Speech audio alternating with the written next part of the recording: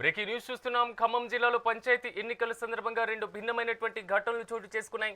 Khammam rural మండలం గోళ్లపాడులో కాంగ్రెస్ అభ్యర్థి లావణ్యకు కేటాయించిన కత్తెర గుర్తు తెలియని వ్యక్తులు క్షుద్ర పూజలు చేయడం చర్చనీయాంశంగా మారింది. పంచాయతీ కార్యాలయం సమీపంలో పసుపు కుంకుమ నిమ్మకాయలు వేసి ఈ పూజలు చేశారు. మరోవైపు నేలకొండపల్లి మండలంలో స్వతంత్ర అభ్యర్థిగా పోటీ చేస్తున్న దామల నాగరాజు ఎన్నికల రోజే మృతి చెందారు. నామినేషన్ వేసిన అనంతరం అనారోగ్యంతో హాస్పిటల్లో చేరిన నాగరాజు బ్రెయిన్ డెత్తో మృతి చెందినట్లుగా డాక్టర్లు నిర్ధారించారు. ఎన్నికల రోజే స్వతంత్ర అభ్యర్థి మరణించడంతో గ్రామంలో విషాద ఛాయలు అలుముకున్నాయి. ఇదే అంశానికి సంబంధించి మరింత సమాచారం మా ప్రతినిధి దేవేందర్ అందిస్తారు. దేవేందర్, చెప్పండి, ఖమ్మం జిల్లాలో రెండు భిన్నమైనటువంటి సంఘటనలు చోటు చేసుకున్నాయి. ఒకటి స్వతంత్ర అభ్యర్థి మృతి చెందడం, మరోది క్షుద్ర పూజలు జరిగాయనేది మాత్రం అక్కడ అనుమానిస్తున్నటువంటి పరిస్థితి కనబడుతుంది. రెండింటికి సంబంధించినటువంటి పూర్తి స్థాయి అప్డేట్స్ ఏంటి?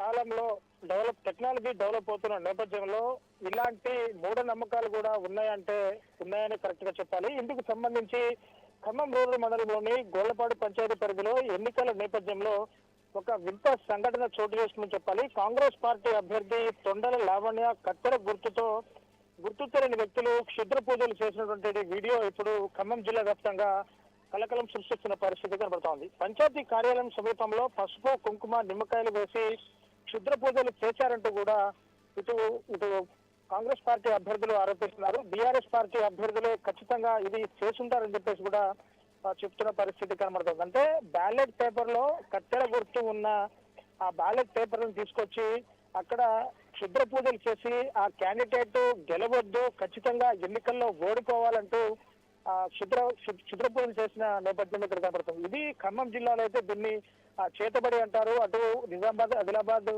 ఆ ఏరియాలో అయితే దీన్ని బాణామతిగా కూడా పిలుస్తూ ఉంటారు. అంటే ఇలాంటి కొన్ని వింత ఘటనలు చూస్తుంటే కనుక అసలు ఎక్కడికి పోతున్నాం మనం, అంటే ఇంత టెక్నాలజీ అభివృద్ధి చేస్తున్న యుగంలో కూడా ఇలాంటి వింత ఘటనలు చోటు చేసుకోవడంపై ఇటు ఆ గ్రామ ప్రజలు కూడా పూర్తిగా అవాక్కవుతున్న పరిస్థితిని మనం చూసుకోవచ్చు. సో ఈ ఎన్నికల్లో దాదాపు వింత సంఘటనలు కూడా చోటు చేసుకుంటున్నాయి. మరో చోట ఒక విషాద ఛాయలైతే అలుముకున్న పరిస్థితి కనబడుతోంది.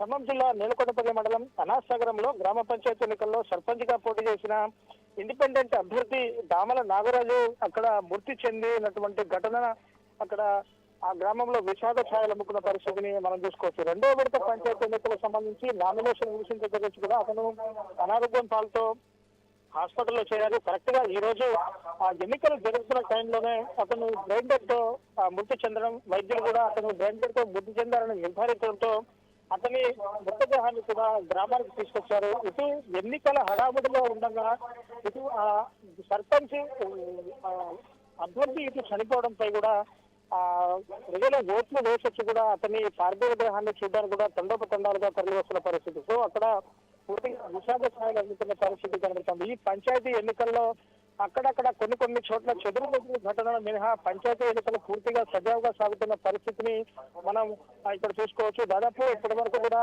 64.36% పోలింగ్ కూడా పూర్తయింది. ఇప్పుడు 12 గంటలకి మనకు అందిన సమాచారం ప్రకారం దాదాపు 75% పోలింగ్ కూడా పూర్తయినట్లు ఇప్పటికే అధికారులు చెప్తున్నారు. సో ఇలాంటి వింత ఘటనల మీద ఇప్పటికే కొంతమంది ముక్కును వేలేసుకుంటుంటే ఆ గ్రామంలో ఉన్న ప్రజలు మాత్రం అవురా అని చెప్పేసి అనుకుంటున్న పరిస్థితిని మనం అక్కడ చూసుకోవచ్చు. సిరాజ్, ఈ క్షుద్ర పూజలకు సంబంధించి ఎవరినైనా అదుపులోకి తీసుకున్నారా? లావణ్య ఎవరినైనా అనుమానిస్తున్నారా? సిరాజ్, ఈ క్షుద్ర పూజల అంశానికి సంబంధించి ఖచ్చితంగా బీఆర్ఎస్ పార్టీ అభ్యర్థులే ఈ ఘాతకానికి పాల్పడ్డారంటూ కూడా కాంగ్రెస్ పార్టీ సర్పంచ్ అభ్యర్థి కాంగ్రెస్ పార్టీ కార్యకర్తలు కూడా చెప్తున్న పరిస్థితి కనబడుతుంది. అంటే దీన్ని ఖచ్చితంగా పోలీస్ కంప్లైంట్ వరకు ఇచ్చారా ఇవ్వలేదా అనేది కూడా పూర్తి సమాచారం తెలియాల్సి ఉంది. అంటే పార్టీ అంటే గ్రామ పంచాయతీ కార్యాలయానికి సమీపంలోనే ఇట్లా చేయడం అంటే మన ఊర్లో గ్రామం వాతావరణం ఎలా ఉంటుంది, ఎన్నికల సమీపిస్తున్నాయంటే కూడా గ్రామాల్లో ప్రజలు ఎక్కడికక్కడ తిరుగుతుంటారు, కనీసం అక్కడ చూసే నాదుడు కూడా లేడా అని చెప్పేసి వీళ్ళు అంటున్నారు. అంటే ఈ గ్రామ పంచాయతీ ఎన్నికలు జరుగుతున్న గ్రామాల్లో కూడా ఖచ్చితంగా 163 సెక్షన్ స్ట్రిక్ట్ గా అమల్లో ఉంది. ఎవరు కూడా నలుగురు కంటే ఎక్కువ ఉండకూడదని చెప్పేసి అంటున్నారు. ఆ నేపథ్యంలో చీకటి పడిన తర్వాత ఇలాంటి చేశారంటూ కూడా ఇటు కాంగ్రెస్ పార్టీ అభ్యర్థులు, ఆ కాంగ్రెస్ బలపరిచినటువంటి సర్పంచ్ అభ్యర్థి కూడా చేసిన పరిస్థితి కనబడుతుంది. దీని మీద పోలీసులు అంటే ఎన్నికలు జరుగుతున్న నేపథ్యంలో దీని తర్వాత ఖచ్చితంగా పోలీసులకు ఫిర్యాదు చేస్తాం. ఇది ఎవరైతే చేశారో వాళ్ళని ఖచ్చితంగా పోలీసులు చట్టరీత్యా వాళ్ళ మీద కఠిన చర్యలు తీసుకోవాలంటూ కూడా వాళ్ళు కోరుతున్న పరిస్థితిని మనం చూసుకోవచ్చు.